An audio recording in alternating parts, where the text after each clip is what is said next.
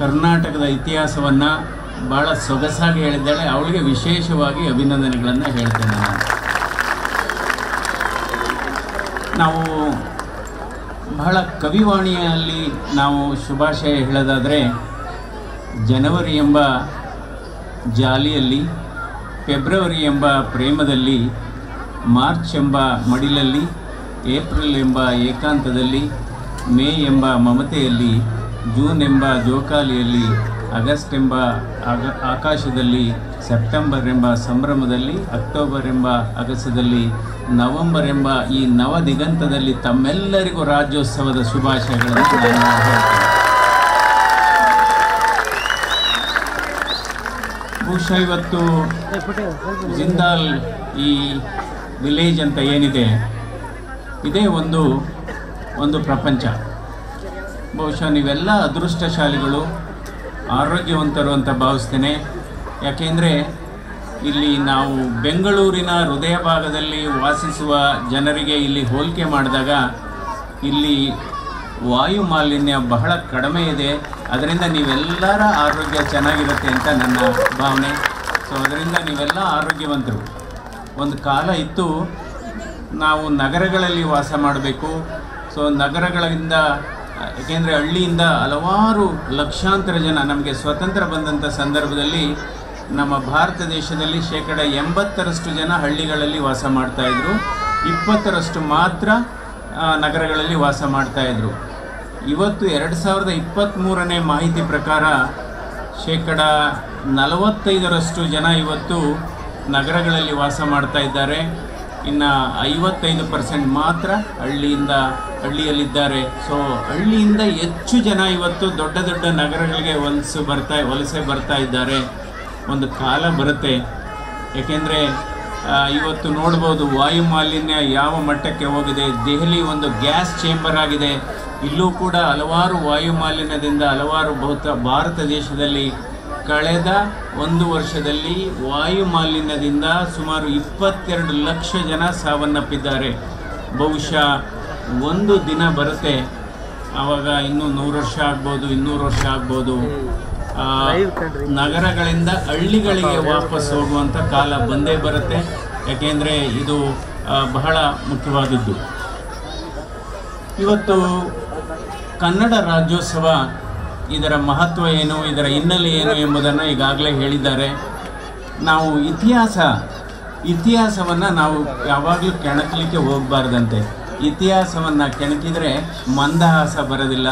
ಅದರಿಂದ ಇತಿಹಾಸವನ್ನು ನಾವು ಮರೆತು ನಾವು ಈಗಿರತಕ್ಕಂಥ ನಮ್ಮ ಸಮಸ್ಯೆಗಳಿಗೆ ನಮ್ಮ ಬದುಕನ್ನು ಕಟ್ಟಿಕೊಂಡು ನಮ್ಮ ರಾಜ್ಯವನ್ನು, ರಾಷ್ಟ್ರವನ್ನು ಮತ್ತು ನಮ್ಮ ಜೀವನವನ್ನು ರೂಪಿಸ್ಕೊಳ್ಬೇಕಾಗುತ್ತೆ. ಇದು ಬಹಳ ಮುಖ್ಯ. ಯಾಕೆಂದರೆ ಇತಿಹಾಸವನ್ನು ಕೆಣಕಲಿಕ್ಕೆ ಹೋದರೆ ಒಂದು ಗಾಯವನ್ನು ಕೆರೆದ ಹಾಗೆ ಇರುತ್ತೆ, ಗಾಯ ಜಾಸ್ತಿ ಆಗ್ತಾ ಹೋಗುತ್ತೆ. ಸೊ ಅದರಿಂದ ಇತಿಹಾಸಕ್ಕೆ ಕೈ ಹಾಕಬಾರ್ದು. ಇತಿಹಾಸ ಅದರಲ್ಲಿ ಕಹಿನೂ ಇರುತ್ತೆ, ಸಿಹಿನೂ ಇರುತ್ತೆ. ಅದಕ್ಕೋಸ್ಕರನೇ ಇತಿಹಾಸ ಅನ್ನೋದು. ಇತಿಹಾಸದ ಡೆಫಿನೇಷನ್ ಏನಪ್ಪ ಅಂದರೆ ಕಹಿ ಇರಬೇಕು, ಸಿಹಿ ಇರಬೇಕು, ಆಗಲೇ ಅದು ಇತಿಹಾಸ. ಅಲ್ಲದೇ ಇದ್ದರೆ ಅದರಿಂದ ಆ ರೀತಿ ನಾವು ಹೋಗಬೇಕಾಗುತ್ತೆ.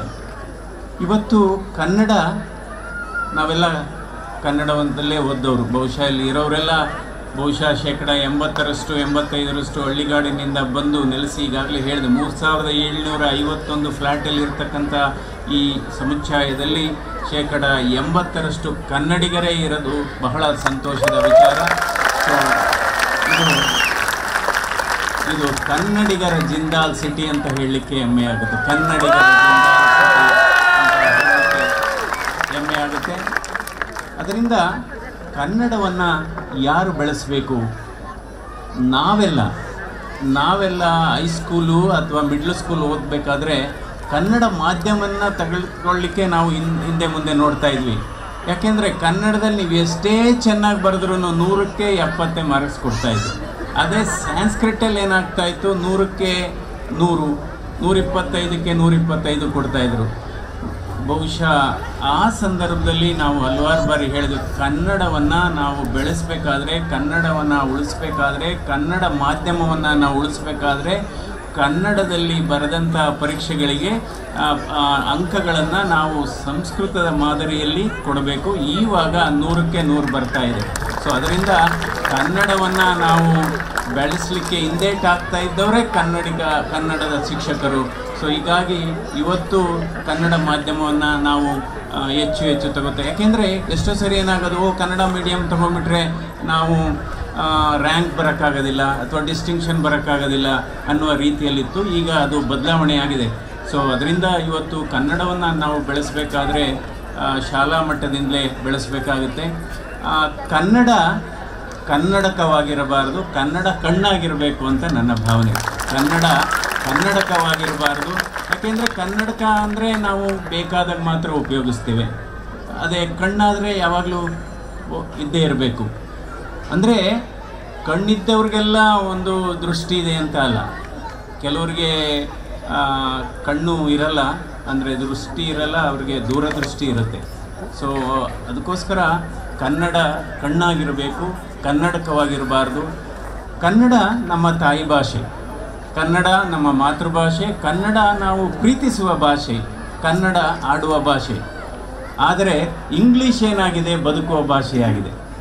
ಅದರಿಂದ ನಾವು ಕನ್ನಡವನ್ನು ಕಲಿಬೇಕು, ಜೊತೆಗೆ ಇಂಗ್ಲೀಷನ್ನು ಕೂಡ ನಾವು ಬದುಕುವ ದೃಷ್ಟಿಯಿಂದ, ಉದ್ಯೋಗದ ದೃಷ್ಟಿಯಿಂದ ಕಲಿಯುವ ಅವಶ್ಯಕತೆ ಇದೆ. ಆದರೆ ಕನ್ನಡವನ್ನು ನಾವು ನಮ್ಮ ಮಕ್ಕಳು ಇಂಗ್ಲೀಷ್ ಮಾಧ್ಯಮದಲ್ಲಿ ಅಥವಾ ಆಂಗ್ಲ ಮಾಧ್ಯಮದಲ್ಲಿ ಓದಿದರೂ ಕೂಡ ನಾವು ಕನ್ನಡವನ್ನು ಅಟ್ಲೀಸ್ಟ್ ಮನೆಯಲ್ಲಿ ನಮ್ಮ ಮಕ್ಕಳನ್ನು ಮೊಮ್ಮಕ್ಕಳನ್ನು ಕನ್ನಡದಲ್ಲಿ ಮಾತಾಡಿಸ್ಬೇಕು. ಆಗ ಕನ್ನಡ ಬೆಳೆಯುತ್ತೆ. ಯಾಕೆಂದರೆ ನಮ್ಮ ಶಾಸಕರು ವಿಶ್ವನಾಥ್ ಹೇಳ್ತಾ ಇದ್ರು, ಮಮ್ಮಿ ಅಂತಾರೆ. ಮಮ್ಮಿ ಅಂದ್ರೇನು? ಮಾಮ್ ಅಂದರೆ ಓಕೆ, ಮದರ್ ಆಯಿತು. ಮಮ್ಮಿ ಅಂದರೆ ನಾವು ಸಾವನ್ನಪ್ಪಿದ ಮೇಲೆ ಅದನ್ನು ಪ್ರಿಸರ್ವೇಷನ್ ಮಾಡ್ತಾರೆ. ಎಲ್ಲಿ? ಈಜಿಪ್ಟು ನೀವು ನೋಡಿರ್ಬೋದು. ಈಜಿಪ್ಟಿನಲ್ಲಿ ಅದು ಮಮ್ಮಿ ಅಂದ್ರೇ ಬೇರೆ. ಅಂದರೆ ನಾವು ಮಗು ಇವತ್ತು ಅವ್ರ ತಾಯಿಯನ್ನು ಶವಕ್ಕೆ ಹೋಲಿಕೆ ಮಾಡಿ ಕರೀತಾ ಇದ್ದರೆ ಅದು ನಿಜವಾಗ್ಲೂ ಇದೆಲ್ಲ. ಅಕಸ್ಮಾತ್ ಕರೆಯೋದಾದ್ರೆ ಮಾಮ್ ಅಂತ ಕರೀಲಿ, ಮಮ್ಮಿ ಅಂತ ಕರಿಬಾರ್ದು ಅಂತ ನಾನು ಹೇಳ್ತೇನೆ. ಮಮ್ಮಿ ಅಂದರೆ ಅದು ಹಲವಾರು ವರ್ಷಗಳಿಂದ ನಾವು ಶೇಖರಿಸಿದಂಥ ಶವಗಳು ಅಂತ ಹೇಳಬೇಕಾಗುತ್ತೆ. ಕನ್ನಡ ಉಳಿಬೇಕಾದ್ರೆ, ಕನ್ನಡ ಬೆಳಿಬೇಕಾದ್ರೆ ಒಂದು ವಾರದಲ್ಲಿ 3 ದಿವಸನಾರು ನೀವು ಕನ್ನಡದಲ್ಲಿ ಮಾತಾಡಬೇಕು. 3 ದಿನನಾರು ಕನ್ನಡದಲ್ಲಿ ನಾವು ಮಾತಾಡಬೇಕು. ಯಾವುದು ಆ 3 ದಿನ? ಇವತ್ತು, ನೆನ್ನೆ, ನಾಡಿದ್ದು.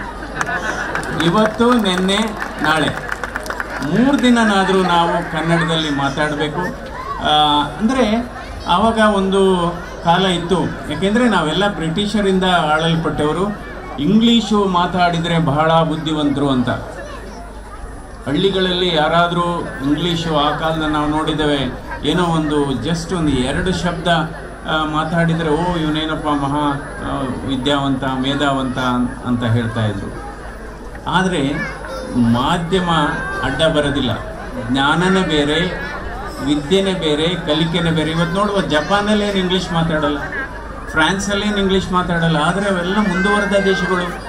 ಅದರಿಂದ ಮಾಧ್ಯಮ ಯಾವುದೇ ಇರಲಿ, ನಾವು ಮನಸ್ಸಿಟ್ಟು ಕಲಿತ ವಿದ್ಯೆ ಆಗ್ಬೋದು, ಬೆವರು ಸುರಿಸಿ ದುಡಿದ ಅನ್ನ ಆಗ್ಬೋದು, ಭಕ್ತಿಯಿಂದ ಮಾಡಿದ ಪೂಜೆ ಆಗ್ಬೋದು, 3 ಕೂಡ ವ್ಯರ್ಥ ಆಗೋದಿಲ್ಲ. ಇದು ಬಹಳ ಮುಖ್ಯವಾದದ್ದು.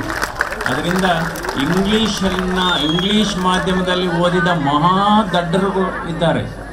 ಅದೇ ಕನ್ನಡ ಮಾಧ್ಯಮದಲ್ಲಿ ಓದಿದ ಮಹಾ ಬುದ್ಧಿವಂತರು ಇದ್ದಾರೆ. ಇವತ್ತು ಬಹುಶಃ ನಾವು ಹಳ್ಳಿನಲ್ಲಿ ಹುಟ್ಟಿ, ಬಹುಶಃ ಇಲ್ಲಿರೋರು ಸುಮಾರು ಜನ ಹಳ್ಳಿಯಿಂದನೇ ಬಂದಂಥವರು. ನಾವು ಹಳ್ಳಿಯಲ್ಲಿ ಹುಟ್ಟಿದ್ದು ನಮ್ಮ ಸೌಭಾಗ್ಯ ಅಂತ ನಾನು ಅಂದ್ಕೊತೀನಿ. ಯಾಕೆಂದರೆ ಯಾವಾಗಲೂ ಅಷ್ಟೇ, ಇವಾಗಲೂ ಅಷ್ಟೇ ಹಳ್ಳಿಯಲ್ಲಿ ಆ ವಾತಾವರಣದಲ್ಲಿ ಬೆಳೆದಂಥವರು, ಅಥವಾ ಇವಾಗಲೂ ಅಷ್ಟೇ ಕೆಲವು ಸರ್ಕಾರಿ ಶಾಲೆಗಳಲ್ಲಿ ಅವರಿಗೆ ಸಾಮಾನ್ಯ ಜ್ಞಾನ ಜಾಸ್ತಿ ಇರುತ್ತೆ. ಜನರಲ್ ನಾಲೆಡ್ಜು ಬಹಳ ಮುಖ್ಯ. ಇನ್ನು ನಂತರ ಇವತ್ತು ಪಂಚತಾರ ಖಾಸಗಿ ಶಾಲೆಗಳಲ್ಲಿ ಆಯಿತು, ಉತ್ತಮವಾದಂಥ ಶಿಕ್ಷಣ ಮತ್ತು ಆಧುನಿಕ ಶಿಕ್ಷಣವನ್ನು ಕೊಡ್ತಾ ಇದ್ದಾರೆ. ಆದರೆ ಅದೇನಾಗುತ್ತೆ ಅಂದರೆ ಪಂಜರದ ಗಿಳಿಗಳಾಗ್ಬಿಡ್ತಾರೆ ಎಷ್ಟೋ ಸರಿ. ಪಂಜರದ ಗಿಳಿಗಳಾಗ್ತಾರೆ.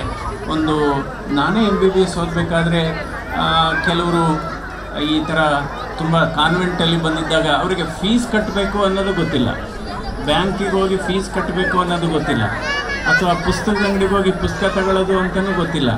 ಅದರಿಂದ ನಾವು ಭಾಷೆ ಒಂದು ಶ್ರೀಮಂತ ಆಗಬೇಕಾದ್ರೆ ನಾವು ಹೆಚ್ಚು ಹೆಚ್ಚು ಪ್ರೀತಿಯಿಂದ ಮಾತಾಡಿಸ್ಬೇಕು. ಇವತ್ತು ನೋಡಿ, ಇಂಗ್ಲೆಂಡಲ್ಲಾಗ್ಬೋದು, ಅಮೇರಿಕಾದಲ್ಲಾಗ್ಬೋದು, ಹೋದಂಥ ಸಂದರ್ಭದಲ್ಲಿ ನಮ್ಮ ಕನ್ನಡ ಸಂಘಗಳು ಅಲ್ಲಿ ಭರತನಾಟ್ಯ ಎಷ್ಟು ಜನಪ್ರಿಯತೆಯಾಗಿದೆ, ಅಥವಾ ಬೇರೆ ಬೇರೆ ನೃತ್ಯಗಳು ಎಷ್ಟು ಜನಪ್ರಿಯ ಆಗಿದೆ.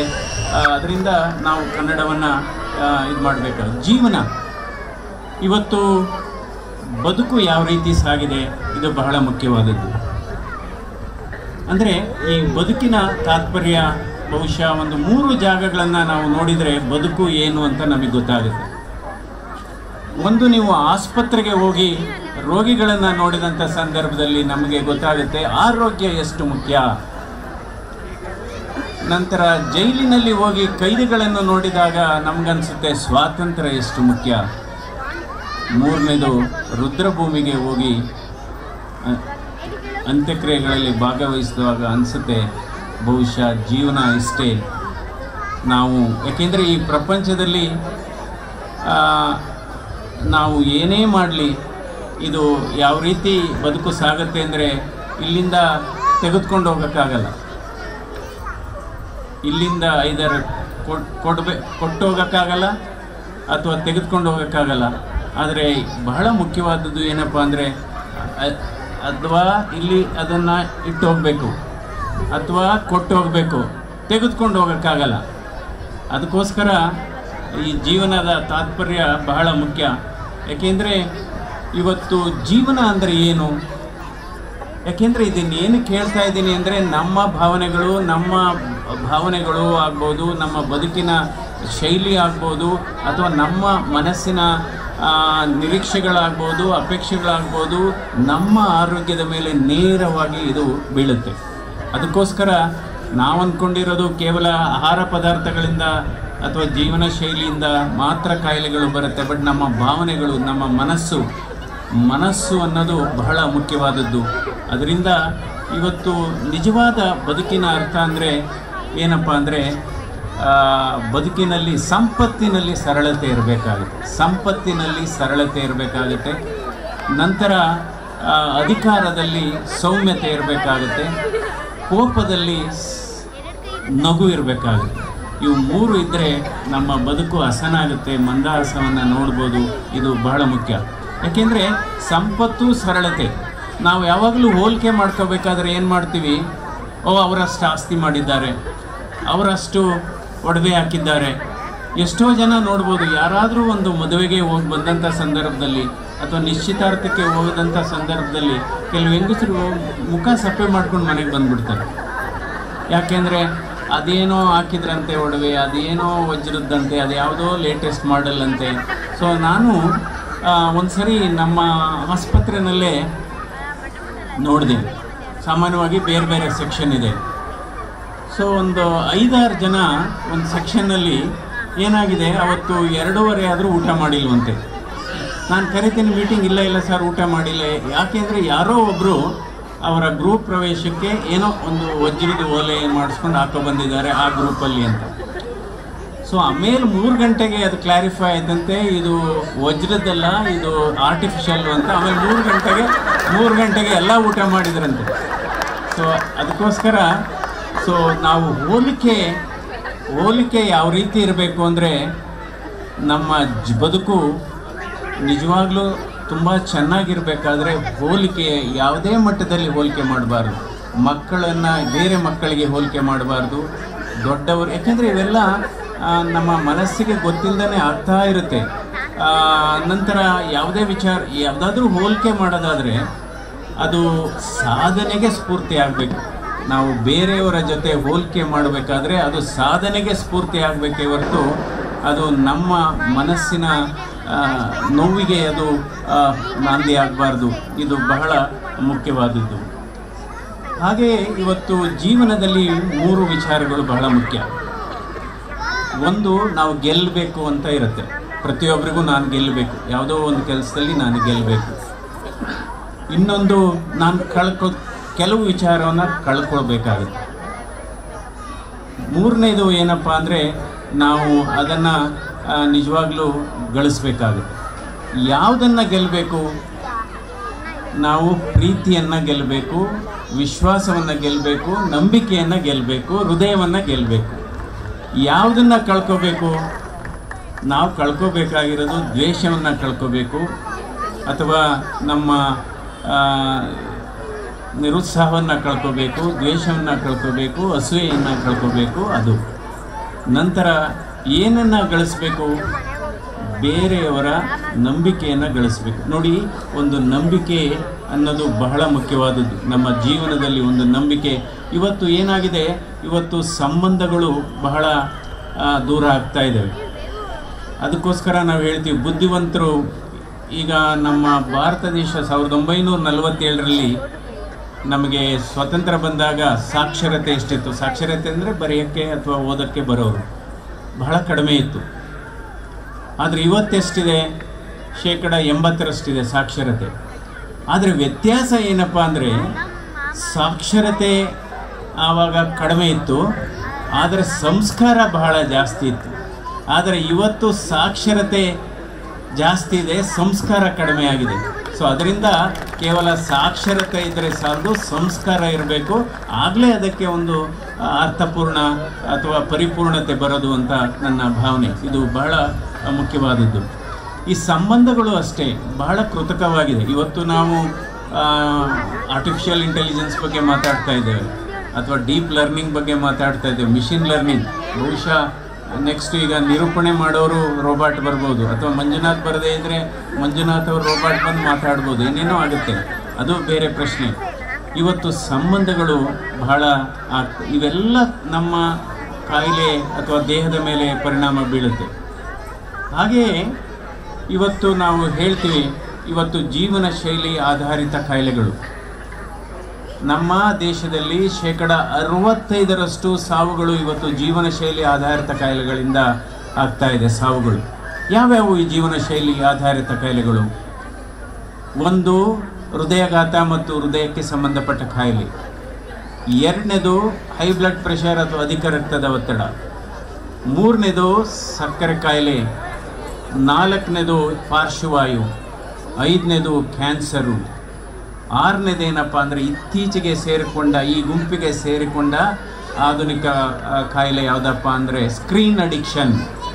ಏನು, ನಾವು ಟಿ ವಿ ನೋಡ್ತಾ ಕೂತ್ಕೊತೀವಿ, ಕಂಪ್ಯೂಟರ್ ಮುಂದೆ ವರ್ಕ್ ಮಾಡ್ತಾ ಇರ್ತೀವಿ, ಐ ಟ್ಯಾಬ್ ನೋಡ್ತಾ ಇರ್ತೀವಿ, ಲ್ಯಾಪ್ಟಾಪಲ್ಲಿ ಕೆಲಸ ಮಾಡ್ತಾ ಇರ್ತೀವಿ. ಸ್ಕ್ರೀನ್ ಅಡಿಕ್ಷನ್ನು ಕೂಡ ಇವತ್ತು ಒಂದು ಜೀವನ ಶೈಲಿ ಆಧಾರಿತ ಕಾಯಿಲೆಗಳು. ಇವತ್ತು ನಾವು ಹೇಳ್ತೇವೆ ಈ ಕಾಯಿಲೆಗಳೆಲ್ಲ ಈಗ ಏನಕ್ಕೆ ಜಾಸ್ತಿ ಆಗಿದೆ ನೋಡಿ. ಹಿಂದೆ ಹೇಗಾಗಿತ್ತು, ಕಾಡಲ್ಲಿ ಅಥವಾ ಊರಲ್ಲಿ ಗೆಣಸು ತಿಂತಾ ಇದ್ರು, ಈ ಕಾಯಿಲೆಗಳು ಕಡಿಮೆ ಇತ್ತು. ಇವಾಗ ಏನಾಗ್ತದೆ, ಮಣ್ಣಲ್ಲಿ ಚಿನ್ನ ತೆಗಿಯೋಕ್ಕೆ ಹೋಗಿ ಈಗೆಲ್ಲ ಕಾಯಿಲೆಗಳು ಜಾಸ್ತಿ ಆಗ್ತವೆ. ಮಣ್ಣಲ್ಲಿ ಚಿನ್ನ ತೆಗಿಯೋಂಥ ಕಾಯಿಲೆ ಇದೆ. ಈಗ ಡೆವಲಪರ್ಸ್ ಅಂತೀವಿ, ಆ ಡೆವಲಪ್ಪರು, ಈ ಡೆವಲಪ್ಪರು. ಅದರಂತೂ ಇವತ್ತು ದೊಡ್ಡ ದೊಡ್ಡ ನಗರಗಳಲ್ಲಿ, ದೊಡ್ಡ ನಗರ ಏನು, ಒಂದು ಸಣ್ಣ ತಾಲೂಕು ಸೆಂಟ್ರಿಗೆ ಹೋದರೆ ಒಂದು 2 ಕಿಲೋಮೀಟ್ರು ದೂರದಿಂದ ಶುರುವಾಗುತ್ತೆ ಹೊಸದಾಗಿ ಲೇಔಟು. ಡೆವಲಪರ್ ಅಂದರೆ, ಲ್ಯಾಂಡ್ ಡೆವಲಪರ್ ಅಂದರೆ ಏನು? ಒಂದು ಭೂಮಿಯನ್ನು ತೆಗೆದುಕೊಂಡು ಅಲ್ಲಿ ಉತ್ತಮವಾದಂಥ ಫಲವತ್ತಾದಂಥ ಬೆಳೆಯನ್ನು ಬೆಳೆಯೋದು ಲ್ಯಾಂಡ್ ಡೆವಲಪರು. ಆದರೆ ಫಲವತ್ತಾದ ಭೂಮಿಯನ್ನು ತೆಗೆದುಕೊಂಡು ದೊಡ್ಡ ಸಮುಚ್ಛಾಯ ಬಿಲ್ಡಿಂಗನ್ನು ಕಟ್ಟಿದ್ರೆ ಲ್ಯಾಂಡ್ ಡೆವಲಪರ್ ಅಲ್ಲ, ನನ್ನ ಅರ್ಥದಲ್ಲಿ ಲ್ಯಾಂಡ್ ಡೆಸ್ಟ್ರಾಯರ್ಸ್ ಅಂತ ಹೇಳಬೇಕಾಗುತ್ತೆ. ಯಾಕೆಂದರೆ ಸೊ ಅದರಿಂದ ನನಗೆ ಹೇಳ್ತೀನಿ, ಕೆಲವು ಅದೇನು ಲ್ಯಾಂಡ್ ಡೆವಲಪ್ ಆಯಿತು? ಅಲ್ಲೇನು ಬೆಳೆ ಬೆಳೀತಾ ಇದ್ದೀರಾ, ಅದರದ್ದು ಫರ್ಟಿಲಿಟಿ ಜಾಸ್ತಿ ಆಗಿದೆಯಾ, ಅಥವಾ ಅದು ಗೊಬ್ಬರ ಹಾಕ್ತಾ ಇದ್ದೀರಾ? ಯಾಕೆಂದರೆ ಇವತ್ತು ಈಗ ಈ ಲ್ಯಾಂಡ್ ಡೆವಲಪರ್ ಇದೆಲ್ಲ ಯಾಕೆ ಹೇಳ್ತಾ ಇದ್ದೀನಿ ಅಂದರೆ, ಇವತ್ತು ನಮ್ಮ ಭಾರತ ದೇಶ ಮೊದಲನೇದು ಕಳೆದ ವರ್ಷದ ಮಾಹಿತಿ ಪ್ರಕಾರ 2ನೇ ಸ್ಥಾನದಲ್ಲಿತ್ತು ಜನಸಂಖ್ಯೆ. ಇವತ್ತೇನಿದೆ ಜನಸಂಖ್ಯೆಯಲ್ಲಿ ಭಾರತ ಚೈನಾವನ್ನು ಇವತ್ತು ಹಿಂದಕ್ಕೆ ಹಾಕಿ ಮುಂದಕ್ಕೆ ಹೋಗಿದೆ ಅತಿ. ಸೊ ಅಂದರೆ ಭಾರತದ ಜನಸಂಖ್ಯೆ ಎಷ್ಟು? 141 ಕೋಟಿ. ಆದರೆ ಇದರಲ್ಲಿ ಮನುಷ್ಯರೆಷ್ಟಿದ್ದೇವೆ? 141 ಕೋಟಿ ಮನುಷ್ಯರಿಲ್ಲ. ಮನುಷ್ಯರಿಗೂ ಜನರಿಗೂ ಬಹಳ ವ್ಯತ್ಯಾಸ ಇದೆ. ಜನರಂದರೆ ಉಸಿರಾಡುವಂಥ ಆಕಾರ ಇರತಕ್ಕಂಥ ಒಂದು ವಸ್ತು. ಮನುಷ್ಯರು ಅಂದರೆ ಯಾರು?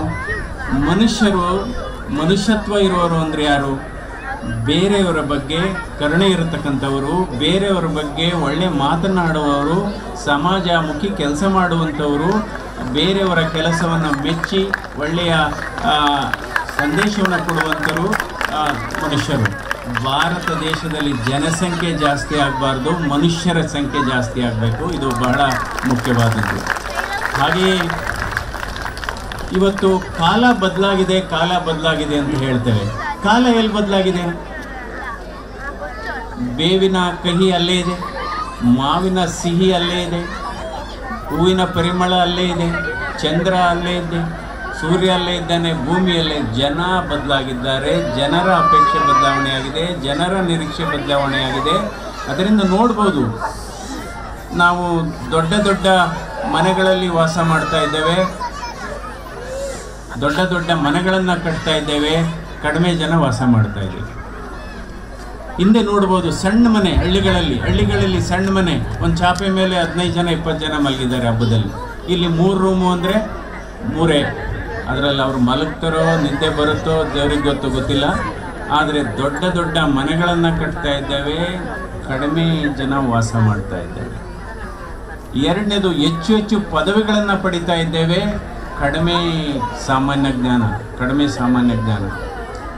ಮೂರನೇದು, ಹೆಚ್ಚು ಆಸ್ಪತ್ರೆಗಳನ್ನು ಕಟ್ತಾ ಇದ್ದೇವೆ, ಹೆಚ್ಚು ಸಂಶೋಧನೆಗಳು, ದೊಡ್ಡ ದೊಡ್ಡ ಆವಿಷ್ಕಾರಗಳನ್ನು ನೋಡ್ತಾ ಇದ್ದೇವೆ.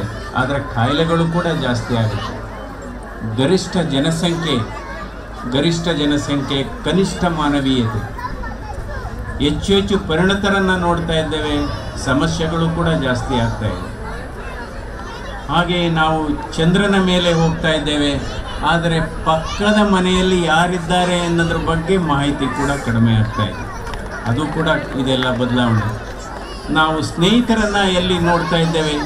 ಸ್ನೇಹಿತರನ್ನು ನಾವು ಹೆಚ್ಚು ಇವತ್ತು ಫೇಸ್ಬುಕ್ ಸ್ನೇಹಿತರು ಜಾಸ್ತಿ ಆಗ್ತಾ ಇದ್ದಾರೆ, ನಿಜವಾದ ಸ್ನೇಹಿತರು ಕಡಿಮೆ ಆಗ್ತಾ ಇದ್ದಾರೆ. ಇನ್ನೂ ಒಂದು ಹೇಳೋದಾದರೆ ನೋಡ್ಬೋದು, ಹಿಂದೆ ಏನಾಗ್ತಾ ಇತ್ತು ಅಂದರೆ ಸರ್ಕಾರ ಶಾಲೆಗಳನ್ನು ನಡೆಸ್ತಾ ಇತ್ತು, ಖಾಸಗಿಯವರು ಸರಾಯಿಯನ್ನು ಮಾರ್ತಾ ಇದ್ರು. ಆದರೆ ಇವಾಗ ಏನಾಗಿದೆ, ಖಾಸಗಿಯವರು ಶಾಲೆಗಳನ್ನು ಮಾಡ್ತಾ ಇದ್ದಾರೆ, ಸರ್ಕಾರ ಸರಾಯಿಯನ್ನು ಮಾರ್ತಾ ಇದೆ. ಮತ್ತು ಇವಾಗ ವರ್ಕೋಹಾಲಿಕ್ಸು ಕಡಿಮೆ ಆಗ್ತಾ ಇದ್ದಾರೆ, ಆಲ್ಕೋಹಾಲಿಕ್ಸು ಜಾಸ್ತಿ ಆಗ್ತಾ ಇದೆ. ವಿಲ್ ಪವರು ಕಡಿಮೆ ಆಗ್ತಾ ಇದೆ, ವಿಸ್ಕಿ ಪವರು ಜಾಸ್ತಿ ಆಗ್ತಾ ಇದೆ. ಸೊ ಹೀಗಾಗಿ ಬದಲಾದ ಜೀವನ ಶೈಲಿ ಈ ನಮ್ಮ ಎಲ್ಲ ಕಾಯಿಲೆಗಳು ಬರಲಿಕ್ಕೆ ಕಾರಣ ಸಂಬಂಧಗಳು. ಇವತ್ತು ಸಂಬಂಧಗಳು ಏನಾಗಿದೆ, ಇವತ್ತು ನಾವು ಬುದ್ಧಿವಂತರು ಅಂತ ಹೇಳ್ತೀವಿ. ಬುದ್ಧಿವಂತರಂದ್ರೇನು? ಅವಶ್ಯಕತೆ ಇದ್ದಾಗಲೇ ಬರೋರು ಬುದ್ಧಿವಂತರು. ಅವಶ್ಯಕತೆ ಮೀರಿ ಅಂದರೆ ನಿಮ್ಮಿಂದ ಏನೋ ನನಗೆ ಕೆಲಸ ಆಗಬೇಕು, ಅಥವಾ ನಿಮ್ಮಿಂದ ಅಥವಾ ನನ್ನಿಂದ ಇನ್ನೊಬ್ರಿಗೆ ಕೆಲಸ ಆಗಬೇಕು ಅಂಥ ಸಂದರ್ಭದಲ್ಲಿ ಅಂದರೆ ಅವಶ್ಯಕತೆ ಇದ್ದಾಗ ಮಾತ್ರ ಮಾತಾಡೋದು, ಅವರು ಬುದ್ಧಿವಂತರು. ಅವಶ್ಯಕತೆ ಇಲ್ಲದೇ ಇದ್ದಾಗ್ಲೂ ನೀವು ಹೇಗಿದ್ದೀರಾ ಏನು ಅಂತ ಮಾತಾಡೋರು ಹೃದಯವಂತರು. ಸೊ ಬುದ್ಧಿವಂತರು ಇದ್ದರೆ ಸಾಲದು, ಹೃದಯವಂತರಿರಬೇಕು, ಹೃದಯವಂತಿಕೆ ಇರಬೇಕು. ಈಗ ನೋಡ್ಬೋದು, ಒಂದು ಉದಾಹರಣೆ ಹೇಳೋದಾದರೆ, ಈಗ ನಾವು ದಾರಿಲಿ ನಡಿಬೇಕಾದ್ರೆ ಅಲ್ಲಿ ಒಂದು ಮುಳ್ಳಿರುತ್ತೆ, ಜಾಸ್ತಿ ಮುಳ್ಳುಗಳಿರುತ್ತೆ. ಬುದ್ಧಿವಂತರು ಏನು ಮಾಡ್ತಾರೆ? ಅದು ದಾಟ್ಕೊಂಡು ಹೋಗ್ಬಿಡ್ತಾರೆ. ಆದರೆ ಹೃದಯವಂತರು ಏನು ಮಾಡ್ತಾರೆ? ಅಯ್ಯೋ, ಬೇರೆಯವ್ರಿಗೆ ಇದು ಮುಳ್ಳು ಚುಚ್ಚಬೋದು, ಅದರಿಂದ ನಾನು ಅದನ್ನು ತೆಗೆದು ಬೇರೆ ಕಡೆ ಇಟ್ಟು ಹೋಗೋಣ ಅಂತ. ಸೊ ಅದರಿಂದ ನಮ್ಮ ಮಾತುಗಳು ಅಷ್ಟೇ, ನಮ್ಮ ಮಾತುಗಳು ಬಹಳ ಮುಖ್ಯ. ಇವತ್ತು ಯಾವ ಸಂದರ್ಭದಲ್ಲಿ ಏನೇನು ಮಾತಾಡಬೇಕು ಅನ್ನೋದೇ ನಮ್ಮ ಈಗ ಸುಮಾರು ದೊಡ್ಡವ್ರಿಗೂ ಗೊತ್ತಿಲ್ಲ ಮತ್ತು ಈ ಯುವ ಪೀಳಿಗೆಗೂ ಗೊತ್ತಿಲ್ಲ. ಯಾವ ಸಂದರ್ಭದಲ್ಲಿ ಏನು ಮಾತಾಡಬೇಕು ಅನ್ನೋದೇ ಗೊತ್ತಿಲ್ಲ. ಅದಕ್ಕೋಸ್ಕರ ನಾನು ಹಲವಾರು ಸಂದರ್ಭದಲ್ಲಿ ಹೇಳಿದೆ, ಬೇರೆ ಬೇರೆ ಡಿಗ್ರಿ ಇದೆ ಇವತ್ತು. BBM ಇದೆ, BCom ಇದೆ, BSc ಇದೆ, MBA ಇದೆ, CA ಇದೆ. ಬಹುಶಃ ಹೇಗೆ ಮಾತಾಡಬೇಕು ಅನ್ನೋದಕ್ಕೆ ಒಂದು ಡಿಗ್ರಿ ಬೇಕು ಅನಿಸುತ್ತೆ ನನಗೇನು. ನಿಜವಾಗ್ಲೂ ಗೊತ್ತಿಲ್ಲ ಯಾವ ಸಂದರ್ಭದಲ್ಲಿ ಏನು ಅದು ಅಲ್ವಾ, ಈ ಸೀರಿಯಲ್ ನೋಡಿ ಬಂದವರಂತೂ ದೇವರೇ ಗತಿ, ಅದು ಯಾವ ರೀತಿ ಮಾತಾಡಬೇಕು ಅನ್ನೋದು ಗೊತ್ತಿಲ್ಲ. ಇವತ್ತು ಹೆಂಗಸರನ್ನು ವಿಲನ್ನಾಗಿ ತೋರಿಸ್ತಿದ್ದಾರೆ. ಅದರಿಂದ ಯಾವ ಸಂದರ್ಭದಲ್ಲಿ ಏನು ಮಾತಾಡಬೇಕು ಅನ್ನೋದನ್ನ ನಾವು ಫಸ್ಟ್ ಕಲ್ತ್ಕೋಬೇಕು. ಯಾಕೆಂದರೆ ಇದೆಲ್ಲ ನಮ್ಮ ಆರೋಗ್ಯದ ಮೇಲೆ ಇದಾಗುತ್ತೆ. ಏನೋ ಯಾವುದೋ ಅದಕ್ಕೋಸ್ಕರ ನಾವು ಹೇಳ್ತೀವಿ, ತಾಯಿಯನ್ನು ಮಾತಾಡಿಸ್ಬೇಕಾದ್ರೆ ಮಮತೆಯಿಂದ ಮಾತಾಡಿಸ್ಬೇಕಂತೆ, ತಂದೆಯನ್ನು ಮಾತಾಡಿಸ್ಬೇಕಾದ್ರೆ ಗೌರವದಿಂದ ಮಾತಾಡಿಸ್ಬೇಕಂತೆ, ಗುರುಗಳನ್ನು ಮಾತಾಡಿಸ್ಬೇಕಾದ್ರೆ ವಿನಮ್ರತೆಯಿಂದ ಮಾತಾಡಿಸ್ಬೇಕಂತೆ, ಹೆಂಡತಿ ಜೊತೆ ಮಾತಾಡಬೇಕಾದ್ರೆ ಸತ್ಯದಿಂದ ಮಾತಾಡಬೇಕು, ಸತ್ಯವನ್ನು ಮಾತಾಡಬೇಕಂತೆ. ನಂತರ ನಾವು ಸಹೋದರ ಸಹೋದರಿಯರನ್ನು ಮಾತಾಡಿಸ್ಬೇಕಾದ್ರೆ ಪ್ರೀತಿಯಿಂದ ಮಾತಾಡಿಸ್ಬೇಕಂತೆ. ನಂತರ ರಾಜಕಾರಣಿಗಳ ಜೊತೆ ಮಾತಾಡಬೇಕಾದ್ರೆ ಎಚ್ಚರಿಕೆಯಿಂದ ಮಾತಾಡಬೇಕಂತೆ. ಅಧಿಕಾರಿಗಳ ಜೊತೆ ಮಾತಾಡಬೇಕಾದ್ರೆ ನಯವಾಗಿ ಮಾತಾಡಬೇಕಂತೆ. ಹಾಗೆಯೇ ವರ್ತಕರ ಜೊತೆ ಮಾತಾಡಬೇಕಾದ್ರೆ ಬಹಳ ಕಟ್ಟುನಿಟ್ಟಾಗಿ ಮಾತಾಡಬೇಕಂತ. ಗ್ರಾಹಕರ ಜೊತೆ ಮಾತಾಡಬೇಕಾದ್ರೆ ನಾವು ಪ್ರಾಮಾಣಿಕತೆಯಿಂದ ಮಾತಾಡಿಸ್ಬೇಕಂತ. ಅದೇ ರೀತಿ ನಾವು ನೌಕರರ ಜೊತೆ ಮಾತಾಡಿಸ್ಬೇಕಾದ್ರೆ, ಸಿಬ್ಬಂದಿ ವರ್ಗದವರ ಜೊತೆ ಮಾತಾಡಬೇಕಾದ್ರೆ ಸೌಜನ್ಯದಿಂದ ಮಾತಾಡಿಸ್ಬೇಕಂತ. ಅದೇ ದೇವರ ಜೊತೆ ಮಾತಾಡಬೇಕಾದ್ರೆ ಮೌನದಿಂದ ಮಾತಾಡಬೇಕಂತ. ಇದು ಬಹಳ ಮುಖ್ಯವಾಗಿದೆ. ಎಷ್ಟು ನೋಡಿ, ಈ ದೇಹದಲ್ಲಿ ಎಲ್ಲ ಆರ್ಗನ್ಸು ಸವಿಯುತ್ತೆ.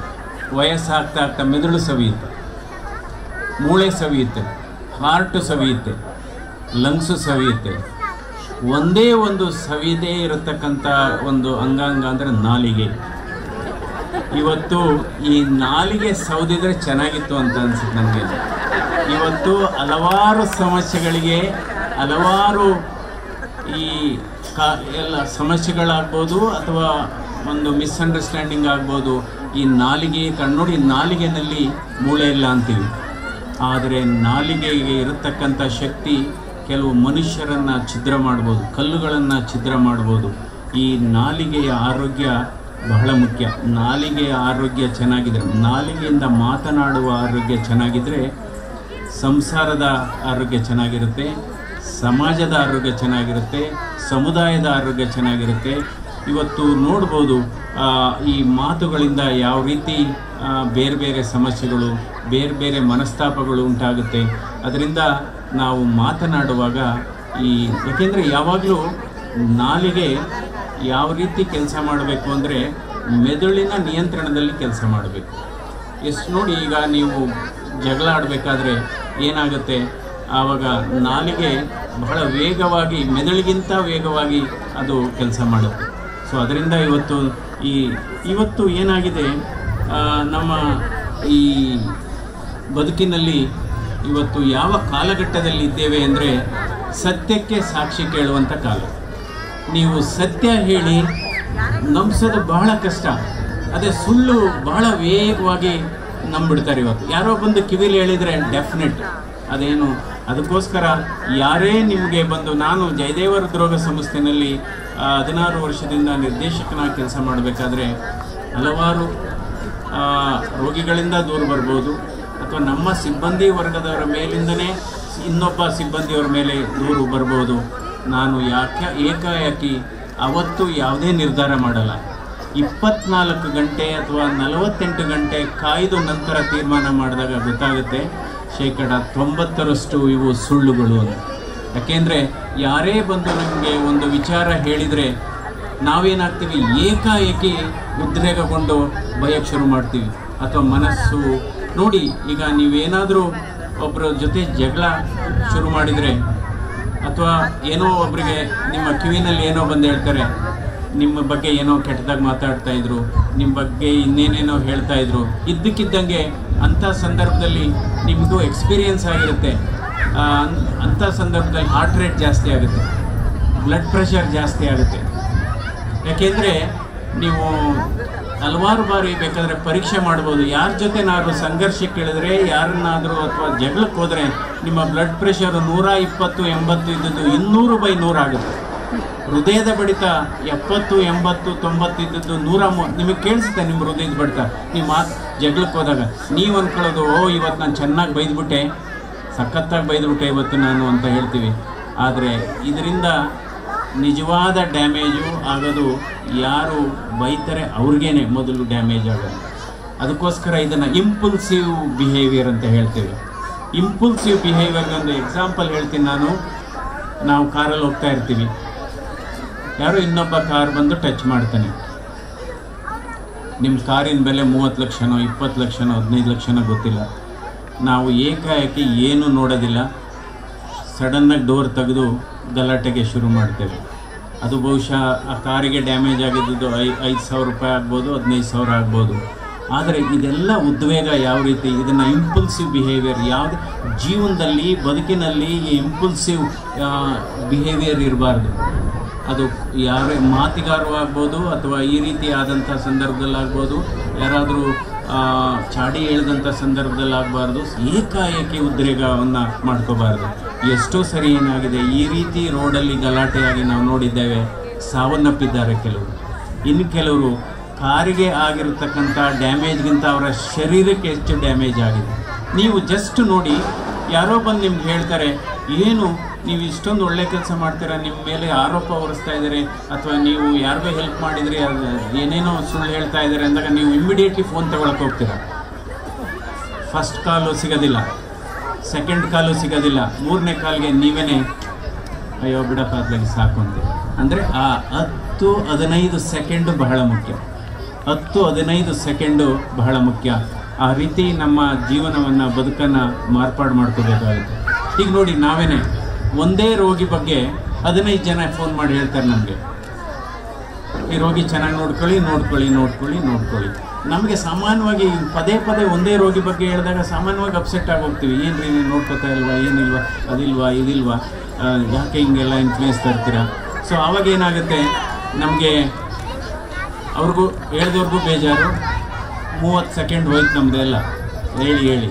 ಅಂಥ ಸಂದರ್ಭದಲ್ಲಿ ಏನಿಲ್ಲ, ಒಂದೇ ಒಂದು ಸಣ್ಣ ಶಬ್ದ, ಆಯಿತು ಬಿಡಿ ನೋಡೋಣ ಅನ್ನೋದೇ ಒಂದು ದೊಡ್ಡ ಸಾಧನೆ ಅಂತ ಹೇಳಬೇಕು. ಇದು ಯಾವತ್ತೂ ತಾಳ್ಮೆ ಬಹಳ ಮುಖ್ಯ ಮನುಷ್ಯನಿಗೆ. ನಿಜವಾದ ಸಂಪತ್ತು ಏನಪ್ಪ ಅಂದರೆ ವಿದ್ಯೆ ಮತ್ತು ತಾಳ್ಮೆ ಇದ್ದರೆ ಬಹಳ ಆರೋಗ್ಯ, ಮನೆಯ ಆರೋಗ್ಯನೂ ಚೆನ್ನಾಗಿರುತ್ತೆ, ಸಮಾಜದ ಆರೋಗ್ಯ ಕೂಡ ಚೆನ್ನಾಗಿರುತ್ತೆ. ನಂತರ ಈ ಸತ್ಯ ಮತ್ತು ಈ ಸುಳ್ಳು ಬಗ್ಗೆ ಹೇಳಿದೆ. ಇತ್ತೀಚಿನ ದಿನಗಳಲ್ಲಿ ಏನಾಗಿದೆ, ಎಲ್ಲ ಆರ್ಟಿಫಿಷಿಯಲ್ ಏನೇನೋ ಮಿಷಿನ್ ಬಂದಿದೆ. ಇವತ್ತು ನೀವು ಹೋಗಿ ನಿಂತ್ಕೊಂಡ್ರೆ ನಿಮ್ಮ ಕಾಯಿಲೆ ಏನು ಅಂತ ಹೇಳುತ್ತೆ, ಅಥವಾ ನೀವು ಹೋಗಿ ಆ ಮಿಷಿನ್ ಮೇಲೆ ನಿಂತ್ಕೊಂಡ್ರೆ ನಿಮಗೆ ಮುಂದೆ ಎಷ್ಟನೇ ವರ್ಷಕ್ಕೆ ಕಾಯಿಲೆ ಬರ್ಬೋದು ಅಂತ ಹೇಳುತ್ತೆ. ಆ ರೀತಿ ಡೆವಲಪ್ ಆಗ್ತಾಯಿದೆ. ಅದಕ್ಕೆ ಒಂದು ಸ್ಪೇನಲ್ಲಿ ಒಂದು ಮಿಷಿನ್ ಕಂಡುಹಿಡಿದ್ರಂತೆ. 1 ಗಂಟೆಗೆ ಆ ಮಿಷಿನ್ ಮೇಲೆ ನಿಲ್ಲಿಸಿದ್ರೆ 1 ಗಂಟೆಗೆ ಎಷ್ಟು ಸುಳ್ಳು ಹೇಳ್ತಾರೆ ಅಂತ. ಸ್ಪೇನಲ್ಲಿ 1 ನಿಮಿಷಕ್ಕೆ 15 ಜನ ಸುಳ್ಳು ಹೇಳಿದ್ರಂತೆ. ಆ ಮಿಷಿನ್ ಅಮೇರಿಕಾದಲ್ಲಿಟ್ಟರಂತೆ 25 ಜನ ಸುಳ್ಳು ಹೇಳಿದ್ರಂತೆ 1 ಗಂಟೆಗೆ. ಆಮೇಲೆ ಇಂಗ್ಲೆಂಡಲ್ಲಿ ತಂದು ಆ ಮಿಷಿನ್ ಇಟ್ಟರಂತೆ 1 ಗಂಟೆಗೆ 40 ಜನ ಸುಳ್ಳು ಹೇಳ್ತಂತೆ. ನಂತರ ಭಾರತ ದೇಶದಲ್ಲಿ ತಂದಿಟ್ರಂತೆ ಆ ಮಿಷನ್ನೇ ಕದ್ಬಿಟ್ರಂತೆ. ಸೊ ಅದರಿಂದ ಈ ರೀತಿ ನೋಡಿ, ಯಾವಾಗಲೂ ಅಷ್ಟೇ. ಅದಕ್ಕೆ ನಾವು ಹೇಳ್ತೇವೆ, ಇದು ಲೈಸ್ ಆ್ಯಂಡ್ ಟ್ರೂತ್ ಅಂತ ಹೇಳ್ತೇವೆ. ಈ ಸುಳ್ಳು ಏನಪ್ಪ ಅಂದರೆ ಒಂದು ಇಂಜೆಕ್ಷನ್ ಮದ್ದು ಇದ್ದಂಗೆ. ಅದು ಟೆಂಪರರಿ ರಿಲೀಫ್ ಕೊಡ್ಬೋದಷ್ಟೇ ಸುಳ್ಳು, ಆದರೆ ಅದರದ್ದು ಅಡ್ಡ ಪರಿಣಾಮ ಜಾಸ್ತಿ. ಆದರೆ ನಿಜ ಅಂದರೆ ಒಂದು ಆಪ್ರೇಷನ್ ಇದ್ದಂಗೆ. ಆ ಸಂದರ್ಭದಲ್ಲಿ ಸ್ವಲ್ಪ ನೋವಾಗ್ಬೋದು, ಆದರೆ ಪರ್ಮನೆಂಟ್ ಕ್ಯೂರ್ ಇರುತ್ತೆ.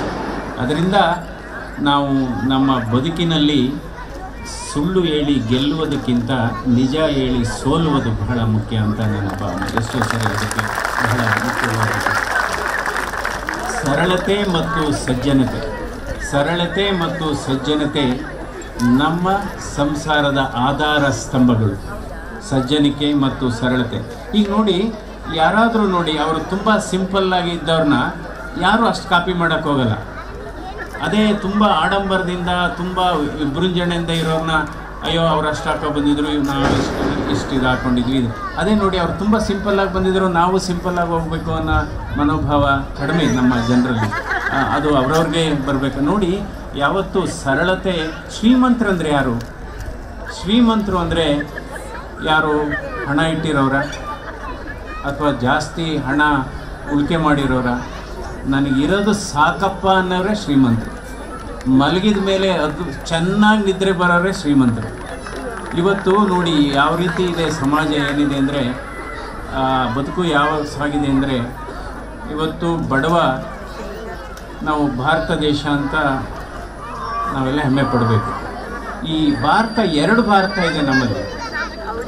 ಆಕಾಶದಿಂದ ವೈಮಾನಿಕವಾಗಿ ಹೆಲಿಕಾಪ್ಟರ್ ಆಗ್ಬೋದು ಅಥವಾ ನಮ್ಮ ಏರೋಪ್ಲೇನ್ ಆಗ್ಬೋದು, ಭಾರತ ಬಹಳ ಸುಂದರವಾಗಿ ಕಾಣುತ್ತೆ, ಬಹಳ ಅಂದವಾಗಿ ಕಾಣುತ್ತೆ.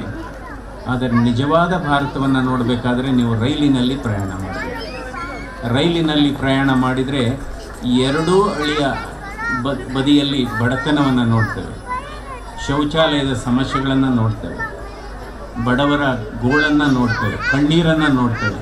ಅದರಿಂದ ನಮ್ಮ ಇತಿಹಾಸ ಏನಪ್ಪ ಅಂದರೆ, ನಮ್ಮ ಮುಂದೆ ಇರತಕ್ಕಂಥ ಸಮಸ್ಯೆ ಏನಪ್ಪ ಅಂದರೆ, ಈ ಇತಿಹಾಸದ ಬಗ್ಗೆ ಮಾತಾಡದೆ ಈ ರೈಲಿನಲ್ಲಿ ಕಂಡ ಭಾರತವನ್ನು ನಾವು ಮುಂದುವರಿಸಬೇಕು, ಅದನ್ನು ಅಭಿವೃದ್ಧಿಗೊಳಿಸಬೇಕು.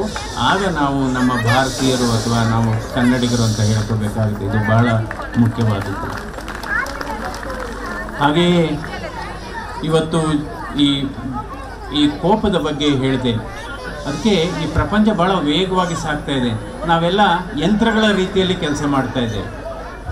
ನಮಗೆ ಸಮಯ ಇಲ್ಲ, ಒಬ್ರಿಗೊಬ್ರು ಮಾತಾಡಲಿಕ್ಕೆ ಸಮಯ ಇಲ್ಲ. ನನಗೆ ಸಮಯ ಇದೆಯಾ? ಓಕೆ. ಯಾಕೆಂದರೆ ಸಮಯನೇ ಇಲ್ಲ. ಯಾವತ್ತೋ ನೀವೆಲ್ಲ ನಿಜವಾಗ್ಲೂ ಅದೃಷ್ಟವಂತರು. ಒಂದು ಕಡೆ ಇದ್ದೀರಾ, ಇದೇ ಒಂದು ಸಿಟಿ, ಇದೇ ಒಂದು ಸಮುದಾಯದ ಸಂಕೇತ. ಅದೇ ಬೇರೆ ಬೇರೆ ಇರೋ ಕಡೆ ಏನಾಗ್ತಾ ಇದೆ, ಎಲ್ಲರೂ ಕೂಡ ಬಿಸಿ ಯಂತ್ರದ ರೀತಿಯಲ್ಲಿ ನಾವು ಕೆಲಸ ಮಾಡ್ತಾ ಇದ್ದೇವೆ. ಮಾತಾಡಲಿಕ್ಕೆ ಸಮಯ ಇಲ್ಲ. ಅದೇ ರೀತಿ ಈ ಸಂಬಂಧಗಳು ಅಷ್ಟೇ, ಬೇಕಾದಾಗ ಮಾತ್ರ ಮಾತಾಡಿಸೋದು. ಇದು ಸೂರ್ಯಕಾಂತಿ ಹೂವಿನ ಮನೋಭಾವ ಬಂದಿದೆ ಈಗ ಜನರಿಗೆ. ಸೂರ್ಯಕಾಂತಿ ಹೂವು ಯಾವ ಕಡೆ ಬಿಸಿಲು ಬರುತ್ತೆ ಆ ಕಡೆ ತಿರುಗೋದು. ಅದರಿಂದ ಆ ರೀತಿಯ ಮನೋಭಾವ ನೋಡಿ. ಹಿಂದೆ ಯಾವ ರೀತಿ ಸಂಬಂಧಗಳು ಇತ್ತು ಅಂತ ಹೇಳೋದಾದರೆ, ನಾವೆಲ್ಲ ಎಲೆಯಲ್ಲಿ ಊಟ ಮಾಡ್ತಾಯಿದ್ರು. ಹಳ್ಳಿಗಳಲ್ಲಿ ಹಸಿರು ಎಲೆಗಳಲ್ಲಿ ಊಟ ಮಾಡತಕ್ಕಂಥ ಸಂದರ್ಭದಲ್ಲಿ ಏನಾಗಿತ್ತು, ಸಂಬಂಧ ಅಚ್ಚು ಹಸಿರಾಗಿತ್ತು. ನಂತರ ಕಂಚಿನ ತಟ್ಟೆಯಲ್ಲಿ, ನಮ್ಮ ಊರ ಕಡೆ ಎಲ್ಲ ಕಂಚಿನ ತಟ್ಟೆನಲ್ಲೇ ಊಟ ಮಾಡ್ತಾಯಿದ್ರು. ಆ ಸಂದರ್ಭದಲ್ಲಿ ಸಂಬಂಧ ತುಂಬ ಒಳಿತಾ ಇತ್ತು. ಇವತ್ತು ನಾವೇನು ಮಾಡ್ತಾ ಇದ್ದೀವಿ, ಪೇಪರ್ ತಟ್ಟೆಯಲ್ಲಿ ಊಟ ಮಾಡಿ ಯೂಸ್ ಆ್ಯಂಡ್ ಥ್ರೋ ಮಾಡ್ತಾ ಇದ್ದೀವಿ ಸಂಬಂಧ. ಅದರಿಂದ ಇವತ್ತು ಇನ್ನೂ ಒಂದು ಕಾರಣ, ಈ ಕಾಯಿಲೆಗಳು ಜಾಸ್ತಿ ಆಗಲಿಕ್ಕೆ ಅವಿಭಾಜ್ಯ ಕುಟುಂಬಗಳು ಒಡೆದೋಗ್ತಾ ಇದೆ. ಅವಿಭಾಜ್ಯ ಕುಟುಂಬಗಳು ಹಿಂದೆ ನೋಡ್ಬೋದು, ಈಗಲೂ ಇದೆ. ಉತ್ತರ ಕರ್ನಾಟಕದಲ್ಲಿ ಕೆಲವು ಜಿಲ್ಲೆಗಳಲ್ಲಿ ಇದೆ. ಒಂದೇ ಮನೆಯಲ್ಲಿ 15 ಜನ 20 ಜನ ವಾಸ ಮಾಡ್ತಾಯಿದ್ರು. ಮನೆಯೇ ಶಿಶುವಿಹಾರ, ಮನೆಯೇ ಒಂದು ಸಮುದಾಯ ಭವನ, ಮನೆಯೇ ಒಂದು ಸಾಂತ್ವನ ಸೆಂಟರ್. ಅದರಿಂದ ಅವರ ಒತ್ತಡವನ್ನು ಕೂಡ ಅದು ಶೇರ್ ಮಾಡ್ಕೋತಾ ಇದ್ರು, ಕೆಲಸವನ್ನು ಶೇರ್ ಮಾಡ್ಕೋತಾ ಇದ್ರು.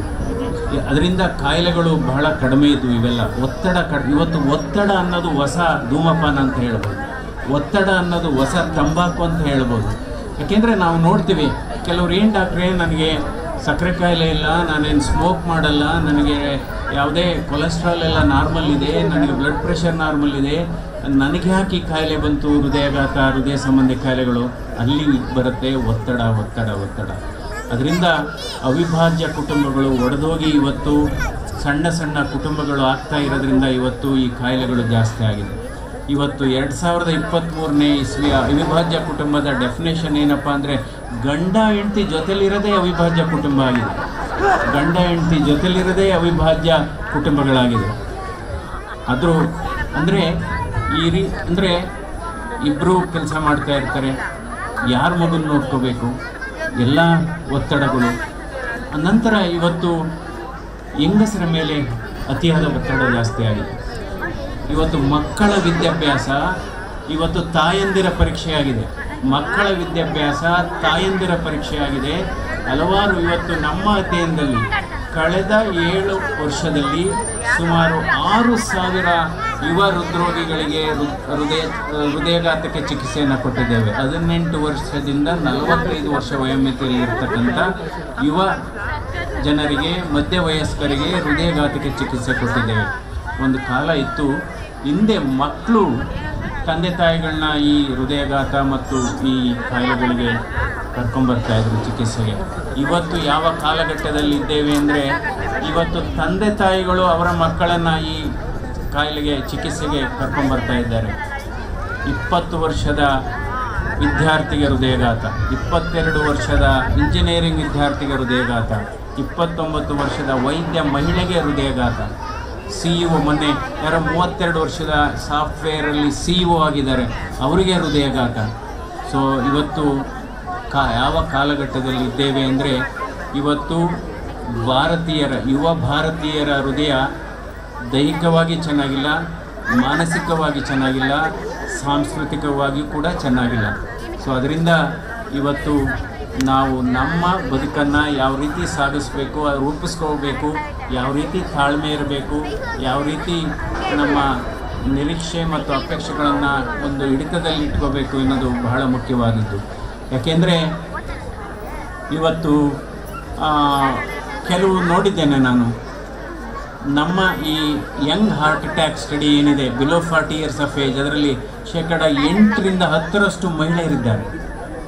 ನಾವು MBBS 35 ವರ್ಷದಿಂದ ಓದಬೇಕಾದ್ರೆ 45 ವರ್ಷಕ್ಕಿಂತ ಚಿಕ್ಕ ಮಹಿಳೆಯರಿಗೆ ಹೃದಯಘಾತದ ಸಮಸ್ಯೆಗಳೇ ಇರಲಿಲ್ಲ. ಆದರೆ ಇತ್ತೀಚಿನ ದಿನಗಳಲ್ಲಿ ಮಕ್ಕಳ ವಿದ್ಯಾಭ್ಯಾಸ ಏನಾಗಿದೆ, ನಾವು ಏನು ಮಾಡ್ತಾ ಇದ್ದೇವೆ, ಮಕ್ಕಳನ್ನು ನಾವು ಬೆಳಿಗ್ಗೆ 5ವರೆಗೆ ಎಚ್ಚರ ಮಾಡ್ತಾ ಇದ್ದೇವೆ. ಮಕ್ಕಳತನವನ್ನು ಕದೀತಾ ಇದ್ದೇವೆ ನಾವು. ಮಕ್ಕಳಿಗೆ ಹಾಲು ಕುಡ್ಸೋಕ್ಕಾಗಲ್ಲ, ತಿಂಡಿ ತಿನ್ನೋಕ್ಕಾಗಲ್ಲ ಅವರು ಮಕ್ಕಳುಗಳು. ಸೊ ಎಷ್ಟೋ ಮಕ್ಕಳನ್ನು ಬೆಳಗಿನ ಜಾವ 5:30, 6 ಗಂಟೆಗೆ ನಾವು ಬಸ್ಸಿನಲ್ಲಿ ಪ್ರಾಣಿಗಳ ರೀತಿ ತುಂಬ್ತಾ ಇದ್ದೇವೆ. ಅದರಿಂದ ಈ ಒತ್ತಡ ಅನ್ನೋದು ಅಲ್ಲಿಂದ ಶುರುವಾಗುತ್ತೆ, ಚಿಕ್ಕ ವಯಸ್ಸಿನಿಂದಲೇ ಒತ್ತಡ ಶುರುವಾಗುತ್ತೆ. ನಾವು ಮಕ್ಕಳತನವನ್ನು ಕದಿಬಾರ್ದು, ಬಹಳ ಮುಖ್ಯವಾದದ್ದು. ಅವರು ಏಕೆಂದರೆ ಚಿಕ್ಕ ವಯಸ್ಸಿನಿಂದಲೇ ನೋಡಿ, ಮಕ್ಕಳಿಗೆ ಕನಸಲ್ಲಿ ಅವರು ಹೋಮ್ವರ್ಕ್ ಬಗ್ಗೆ ಕನಸು ಕಾಣ್ತಾ ಇದ್ದಾರೆ. ಅಯ್ಯೋ ನಾಳೆ ಹೋಮ್ವರ್ಕ್, ಮಧ್ಯ ಎದ್ದು ಹೇಳೋದು. ಸೊ ಇದರಿಂದ ಈ ಕಾಯಿಲೆ ಜಾಸ್ತಿ ಆಗ್ತಾಯಿದೆ. ಬಹುಶಃ ಸಾಂಸ್ಕೃತಿಕ ಕಾರ್ಯಕ್ರಮ ಇದೆ ಅಂತ ನಾನು ಹೇಳ್ಕೊಂಡಿದ್ದೀನಿ. ಇದರಿಂದ ಏಕೆಂದರೆ ಮನಸ್ಸಿಗೆ ಗಾಯ ಬಹಳ ಗಂಭೀರವಾದಂಥ ಗಾಯ. ದೇಹಕ್ಕೆ ಆದ ಗಾಯಕ್ಕೆ ಔಷಧಿ ಇದೆ, ಆದರೆ ಮನಸ್ಸಿಗೆ ಆದ ಗಾಯಕ್ಕೆ ಔಷಧಿ ಇಲ್ಲ. ಆದರೆ ಮನಸ್ಸಿಗೆ ಗಾಯ ಮಾಡ್ಕೋಬಾರ್ದು ನಾವು ಯಾರಾದರೂ, ಬಹಳ ಮುಖ್ಯವಾದದ್ದು. ಯಾಕೆಂದರೆ ಇವತ್ತು ಸಾಮಾಜಿಕ ಜಾಲತಾಣಗಳ ಬಗ್ಗೆ ನಾವೆಲ್ಲ ಬಹಳ ಮುನ್ನೆಚ್ಚರಿಕೆ ವಹಿಸಬೇಕು. ಸಾಮಾಜಿಕ ಜಾಲತಾಣ ಇವತ್ತು ಸಮಾಜವನ್ನು ಜಾಲಾಡ್ತಾ ಇದೆ. ಹಲವಾರು ಸುಳ್ಳು ಸುದ್ದಿಗಳು ಅದರಲ್ಲಿ ಹೋಗುತ್ತೆ, ಹಲವಾರು ಸಂಸಾರಗಳನ್ನು ಹಾಳು ಮಾಡ್ತಾ ಇದೆ, ಹಲವಾರು ಸಮುದಾಯಗಳನ್ನೇ ಕೂಡ, ಧರ್ಮಗಳನ್ನೇ ಕೂಡ ಹಾಳು ಮಾಡ್ತಾ ಇದೆ ಸುಳ್ಳು ಸುದ್ದಿಯನ್ನು ಅದು ಮಾಡಿ. ಅದರಿಂದ ಇವತ್ತು ಅದಕ್ಕೆ ಹೇಳ್ತೀವಿ, ಸಂತೋಷ ಅನ್ನೋದು ಯಾವುದೇ ಅಂಗಡಿನಲ್ಲಿ ಸಿಗಲ್ಲ, ಸಂತಸ ಅನ್ನೋದು ಯಾವುದೇ ಮಾರ್ಕೆಟಲ್ಲಿ ಸಿಗಲ್ಲ. ಅದನ್ನು ನಾವೇ ಹುಡುಕೋಬೇಕು. ಸಂತೋಷದಿಂದ ನೋಡಿ, ನೀವು ಸಂತೋಷದಲ್ಲಿದ್ದಾಗ ನೀವು BP ಚೆಕ್ ಮಾಡ್ಕೊಳ್ಳಿ, 110, 80 ಇರುತ್ತೆ. ನಿಮ್ಮ ಹಾರ್ಟ್ ರೇಟ್ 70 ಇರುತ್ತೆ. ಅದೇ ನೀವು ಏನಾದರೂ ಯೋಚನೆ ಮಾಡಿದರೆ ಜಾಸ್ತಿ ಆಗುತ್ತೆ. ಅದಕ್ಕೋಸ್ಕರ ಔಷಧಿಯಲ್ಲಿ ಸಂತೋಷ ಇಲ್ಲ, ಔಷಧಿಯಲ್ಲಿ ಸಂತೋಷ ಇಲ್ಲ, ಸಂತೋಷದಲ್ಲಿ ಔಷಧಿ ಇದೆ. ಇದು ಬಹಳ ಮುಖ್ಯವಾದದ್ದು. ಇವತ್ತು ನಮ್ಮ ಹೃದಯದ ಆರೋಗ್ಯವನ್ನು ಕಾಪಾಡ್ಕೋಬೇಕಾದ್ರೆ 5 ಅಂಶಗಳನ್ನು ಆದಷ್ಟು ನಾವು ಕಡಿಮೆ ಇಟ್ಕೋಬೇಕು.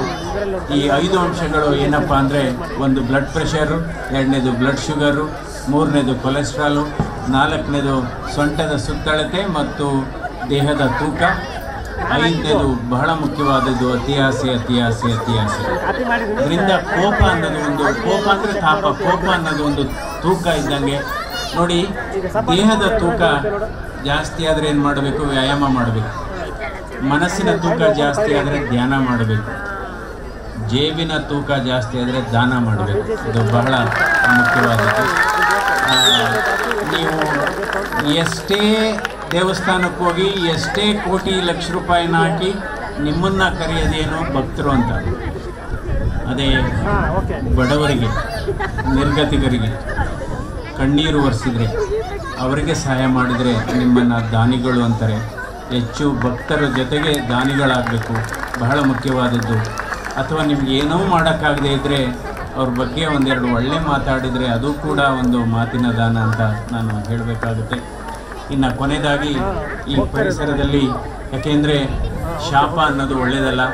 ಯಾಕೆಂದರೆ ಈಗಾಗಲೇ ಸಾಂಸ್ಕೃತಿಕ ಕಾರ್ಯಕ್ರಮ ಅವರೆಲ್ಲ ಪಾಪ ಡ್ರೆಸ್ ಹಾಕ್ಕೊಂಡಿದ್ದಾರೆ. ಶಾಪ ಅನ್ನೋದು ಒಳ್ಳೆಯದಲ್ಲ. ಅದಕ್ಕೋಸ್ಕರ ನಾವು ಈ ಪರಿಸರದಲ್ಲಿ ಔಷಧ ಅಲ್ಲದ ಔಷಧಿಗಳಿದ್ದಾವೆ. ಅದನ್ನು ನಾವು ಪರಿಪಾಲನೆ ಮಾಡಬೇಕಾಗುತ್ತೆ. ಈ ಔಷಧ ಅಲ್ಲದ ಔಷಧಿಗಳು ಏನಪ್ಪ ಅಂದರೆ, ಮೊದಲನೇದಾಗಿ ಸನ್ಲೈಟ್, ಸೂರ್ಯನ ಬೆಳಕು.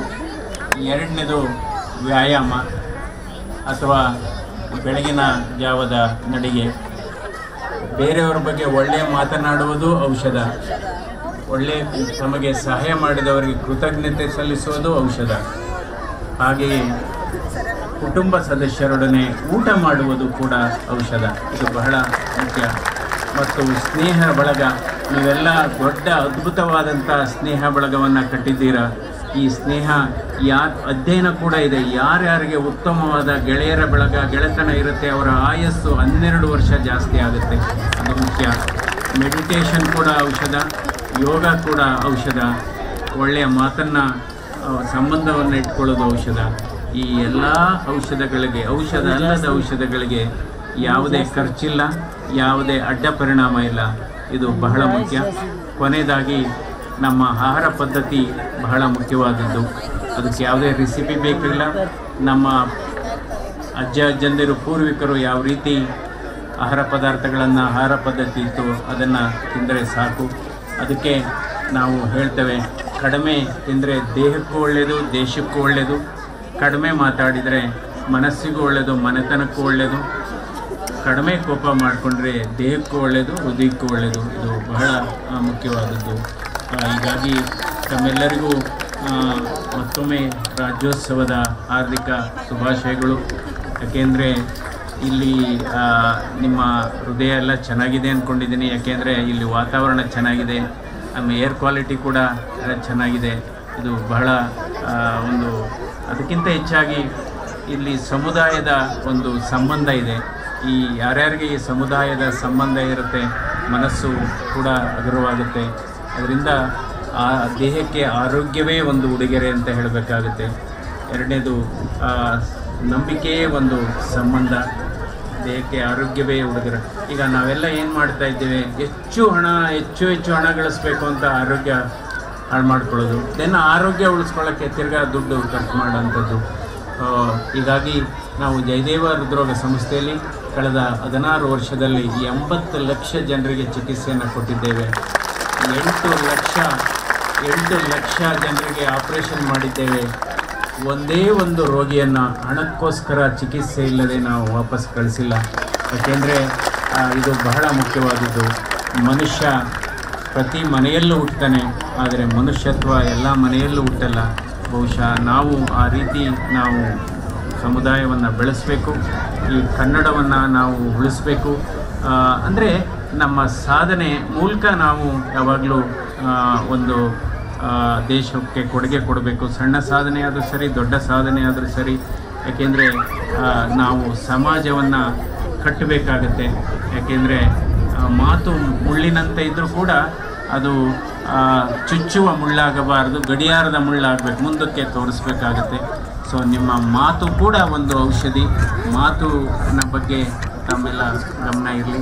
ತಮ್ಮೆಲ್ಲರಿಗೂ ಈ ಸಂದರ್ಭದಲ್ಲಿ ನಮ್ಮ ಜಸ್ಟಿಸ್ ಮೋಹನ್ ಅವ್ರಿಗೂ ಕೂಡ ನನ್ನ ಧನ್ಯವಾದಗಳನ್ನು ಹೇಳ್ತೇನೆ. ಅವರು ನಿರಂತರವಾಗಿ ನನ್ನ ಸಂಪರ್ಕದಲ್ಲಿ ಇದ್ದರು. ಯಾಕೆಂದರೆ ನಾವು ಏನು ಒಳ್ಳೆ ಕೆಲಸ ಮಾಡ್ತೀವಿ, ಕೆಟ್ಟ ಕೆಲಸ ಮಾಡ್ತೀವಿ, ನಮಗೆ ಗೊತ್ತಿರುತ್ತೆ. ಸೊ ಆದಷ್ಟು ನಾವು ಉತ್ತಮವಾದಂಥ ಆರೋಗ್ಯವನ್ನು ಕಾಪಾಡ್ಕೋಬೇಕಾಗತ್ತೆ.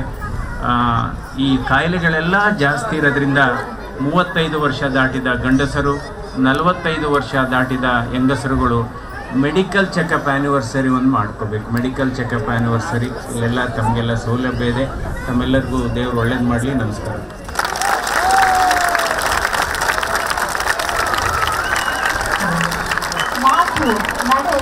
ಹೇಗಿರಬೇಕು ಅನ್ನೋದರ ಜೊತೆಗೆ ಗೌರವ ಸಮರ್ಪಣೆಗೆ ಸಹಕರಿಸಬೇಕು ಅಂತ ಹೇಳ್ಕೊಡ್ತೀನಿ.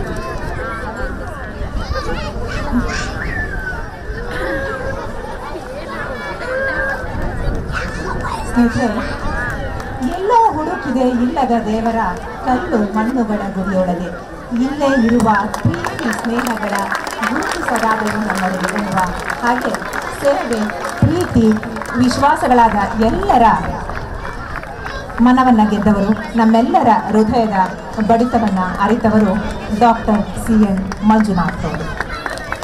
ಇದೀಗ ಅವರಿಗೆ ಗೌರವ ಸಮರ್ಪಣೆ.